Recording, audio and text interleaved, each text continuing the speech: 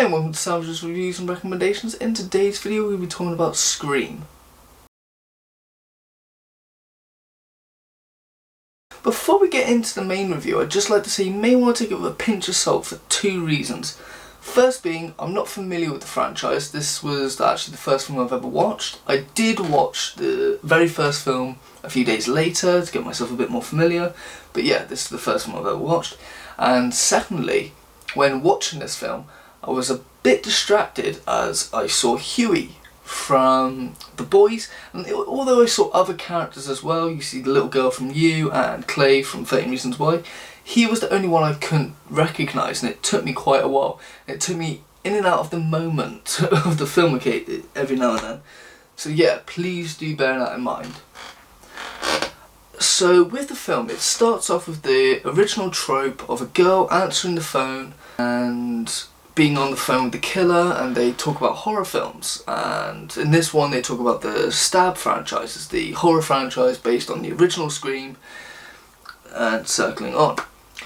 It's after this we then see the killer attack her. It's the first time I've ever seen this. It amazed me to see a killer be so bad at it. Like, he's tripping over kitchenware, he's fucking just doing a horrible job. He's even getting his ass kicked by the victim, which, the fuck? And it was quite funny actually. It was also interesting as you never really see killers with such realistic human traits, such as clumsiness and just being fucking bad. Anyway, after that we then see the friends' reaction as they hear about the news, and automatically they go in and accuse each other of it, which I found a bit strange. It's not until I watched the first one that I realised this is a trope within the franchise. I will admit, I did enjoy this film for many reasons. First being the violence in the film, it didn't seem toned down. If anything, it was a bit more escalated, which was very nice to see.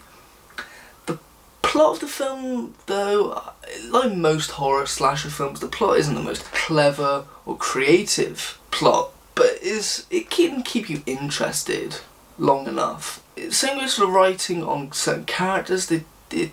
Some of them just felt a bit bad, but lucky though, those characters that writing wise didn't feel great, were killed off very quickly. Within this film you get plenty of callbacks to the original Scream films and a lot of references to the Stab franchise that exists in this film franchise.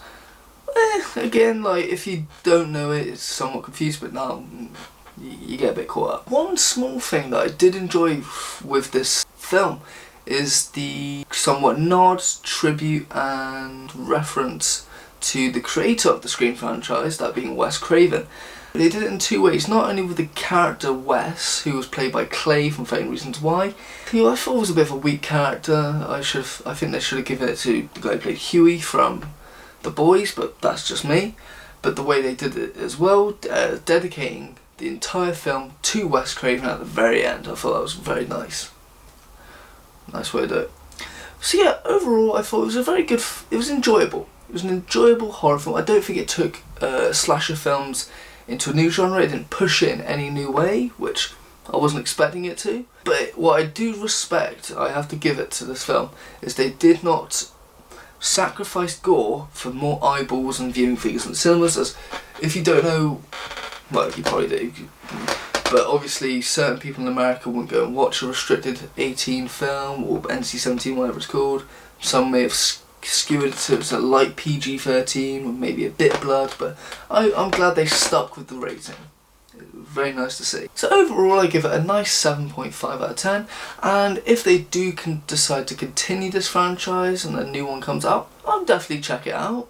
This film didn't leave any bad blood in my mouth or anything like that. That's obviously if they decide to make a new one. Obviously with box offices and politics in Hollywood, you never know with certain films.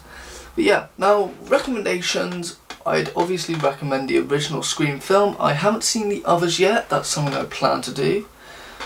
But yeah, I'd recommend the original one. But franchises, I'd definitely start off with the Friday the 13th franchise. Pamela Voorhees in the first one was amazing, but it's Jason Voorhees that makes this franchise iconic. Even if it got a little bit cheesy towards the end of its run, it's still a nice, enjoyable franchise. Another franchise which I have to give a shout out to, but I'm not the biggest fan, is Wes Craven's A Nightmare on Elm Street. I didn't enjoy the first one, the second one was okay, the third one was probably the best, in my opinion, but I've got to give it a shout out. And also, I like Freddy as a character. He was brilliant in Freddy vs. Jason, another great horror film I would recommend to those if you haven't seen it. And whilst that was great, it's a shame they never did a sequel and used that material from the comic Freddy vs. Jason vs. Ash from The Evil Dead as material for the sequel. That would have been cool, but sadly we didn't get that. Water under the bridge. Another one I would say is Texas Chainsaw Massacre. I would recommend the original for one, from I believe 1978, could be wrong. But also I would recommend the 2004 Michael Bay one, as I remember very distinctly the trailer and the intro. Very interesting, I definitely recommend it. And that is the only time I'm recommending a Michael Bay film. 100% on that.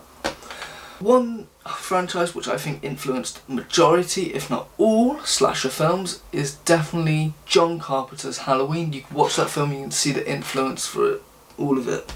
They even talk about it in the original Scream. For a somewhat modernised version and somewhat similar horror film to Scream, I'd say Final Destination. Similar in the way of horror tropes. The way they talk about it, they go in different ways, but still it's somewhat of a modernised version of those old slasher films. But the difference being with Final Destination, they don't actually have a killer, it's more fate itself.